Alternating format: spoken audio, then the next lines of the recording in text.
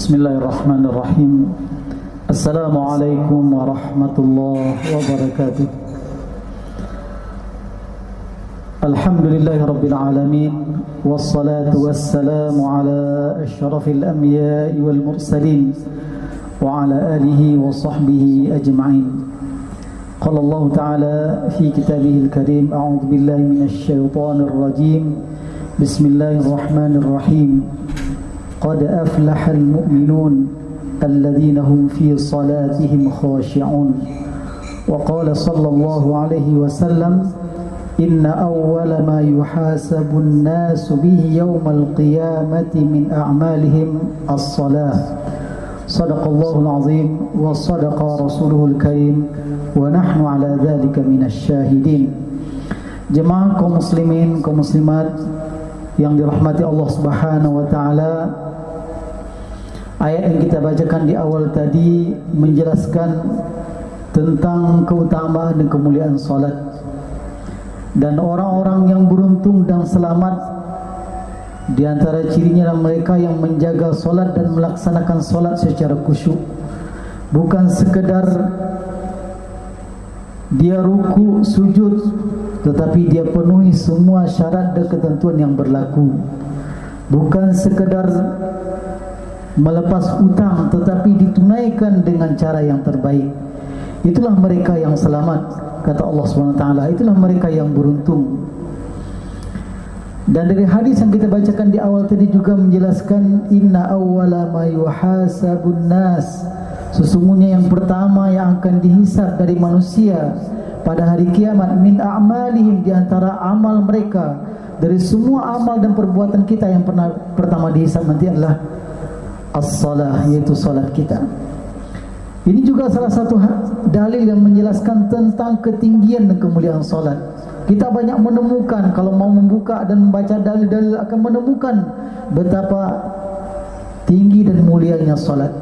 Salatlah ibadah yang langsung dijemput oleh Rasulullah SAW dalam peristiwa Isra dan Mi'raj. Adapun ibadah-ibadah lain Allah wajibkan, Allah turunkan melalui wahyu turun ke bumi. Tetapi ini Allah memanggil Rasulullah, mengundang Rasulullah. Rasulullah menjemput kewajiban ini sampai ke langit.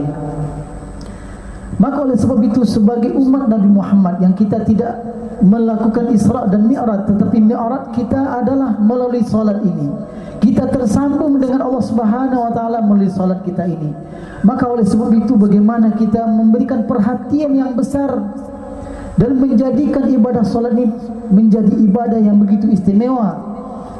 Jangan sampai kemudian ibadah salat yang setiap hari kita lakukan menjadi rutinitas, kemudian hilang ruhnya. Perlu kita waspada, banyak perbuatan atau kerja-kerja yang rutin setiap hari dilakukan akhirnya menjadi rutinitas tetapi tidak membawa bekas, tidak menimbulkan bekas, dan itu banyak terjadi. Dan lebih dari itu, kita harus waspada dari hal-hal yang bisa merusak solat kita, yang bisa mengganggu konsentrasi kita di dalam solat. Dalam sebuah riwayat disebutkan bagaimana sahabat dahulu ada yang terlalaikan mengerjakan solat, dia tebus dengan sesuatu yang tidak ringan. Diceritakan sahabat Abdullah bin Umar radhiyallahu anhuma, suatu kali dia berjalan di kebunnya di Madinah itu, kebun kurma. Ketika dia berjalan melihat kebunnya, datang waktu salat asar dan terlambat dia datang ke masjid. Apa yang dilakukannya untuk mengganti, untuk menggugurkan kesalahan dan keterlambatannya? Dia sedekahkan kebunnya itu. Sesuatu yang nilainya sangat berharga, sangat mahal, tetapi dia memandang bagaimana salat, menghambakan diri kepada Allah, menegakkan rukun Islam, ini menjadi sesuatu yang jauh lebih penting. Nah, di sini saya ingin mengingatkan kita bahwasanya hari ini banyak hal-hal yang mungkin melalaikan kita dari salat. Baik sadar atau tidak sadar kita lakukan. Maka harus ada usaha untuk memperbaiki ini. Beberapa pekan yang lalu ketika saya akan menyampaikan khutbah di salah satu masjid. Saya masuk masjid lebih kurang 10 menit menjelang waktu azan. Saya masuk masjid dan saya melewati salah seorang jemaah yang bukan remaja, bukan ABG, mungkin sudah lebih 30 usianya. Asik dengan HP-nya dan main kartu di HP itu, main game. Lebih kurang 10 atau 7 menit lagi waktu azan Jumat akan berkumandang. Dan barangkali Bapak Ibu mungkin pernah juga melihat pemandangan seperti ini. Dan ini sesuatu yang bisa merusak kekhusyuan ibadah kita. Bayangkan kita seseorang sudah berada di rumah Allah, menunggu datangnya waktu salat yang semestinya diisi dengan istighfar, dia isi dengan tilawah, dia isi dengan berdoa, bermunajat kepada Allah Subhanahu wa taala, tapi asik dengan gamenya. Bahkan Jumat kemarin ketika saya naik mimbar, setelah mengucapkan salam dan dikumandangkan azan, saya melihat di belakang masjid itu ada 2 orang yang asik dengan HP-nya dari sejak saya khutbah sampai menjelang berakhir khutbah pertama. Dan ketika saya awali khutbah tersebut tidak langsung kepada isi khutbah, saya ingatkan kita sudah berada di rumah Allah, kita sedang beribadah kepada Allah. Jangan sampai kemudian fisik kita ada di rumah Allah, pikiran kita di tempat lain. Tetapi rupanya apa yang saya sampaikan tak didengar, karena sampai menjelang berakhir khutbah pertama dia masih asik dengan HP-nya. Itu bukan remaja, bukan ABG, orang tua. Kalau di tempat-tempat yang semestinya kita mendekatkan diri kepada Allah, apalagi sudah pada waktunya, karena mendengarkan khutbah adalah bagian dari Jumat tersebut. Kalau dalam kondisi seperti itu pun kita masih lupa dengan Allah, coba bayangkan bagaimana nanti kita di pasar berjual beli, bagaimana kita di kantor nanti bekerja, akan lupa dengan semua syariat Allah, akan lupa dengan larangan Allah. Kalau kemudian terjadi apa yang kemudian disebut dengan kezaliman, mengambil hak orang lain, mengurangi timbangan, korupsi dan seterusnya, sangat mungkin terjadi. Kenapa? Di tempat di mana orang beribadah, di waktu di mana kita memusatkan perhatian kita kepada Allah pun kita lupa dengan Allah. Maka di sini saya mengingatkan kita semua, ada waktu-waktu di mana tidak ada lagi pikiran kita kepada dunia. Ada juga waktunya kita bekerja, kita berikhtiar, kita berusaha. Tetapi ketika datang waktu solat, ketika kita berada di rumah Allah, maka gunakanlah kesempatan tersebut untuk taqarrub ilallah.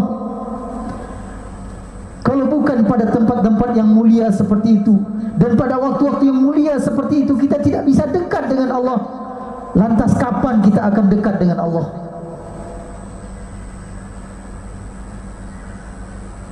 Kalau kita perhatikan begitu besar efek dari HP itu hari ini, efek sosialnya, efek akhlak, efek karakternya begitu besar. Dan hari ini kita juga melihat efeknya kepada ibadah. Kalau kita tidak menguasai HP tersebut, kita yang akan dikuasainya. Kalau kita tidak mampu mengendalikannya, kita yang akan dikendalikannya. Bahkan ada anak-anak para remaja yang bisa bangun tengah malam, dia tidur semalaman hanya untuk main game dengan orang di benua lain, tetapi tidak bisa bangun tengah malam untuk sujud kepada Allah Subhanahu wa taala. Betapa hari ini kalau kita tidak hati-hati, ibadah kita akan tergerus dengan sifat riya. Kita beribadah sedikit-sedikit kemudian difoto, diupload. Orang pergi haji ataupun umrah hari ini, satu putaran dia tawaf, dia foto. Setiap putaran dia bisa memoto dan bisa menyebarkan ke seluruh dunia.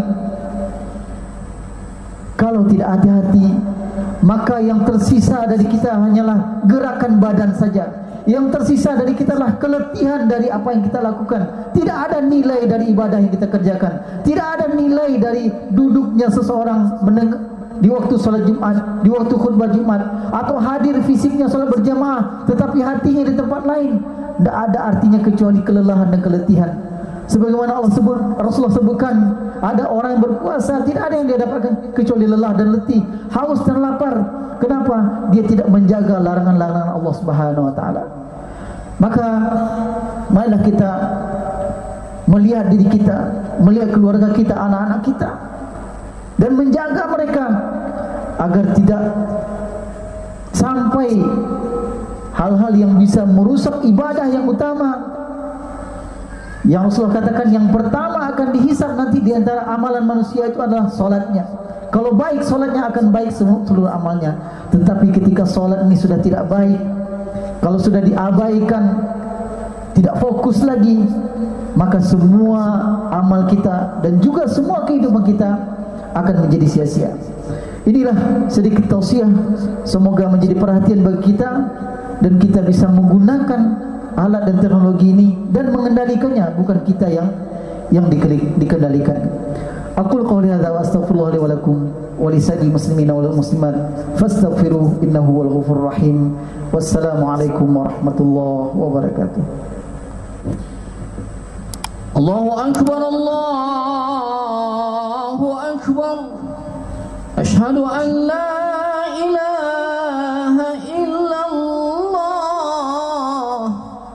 Asyhadu anna Muhammadar Rasulullah. Hayya 'alas salati, hayya 'alal falah. Qad qamatis salatu, qad qamatis salah. Allahu akbar, Allahu akbar. La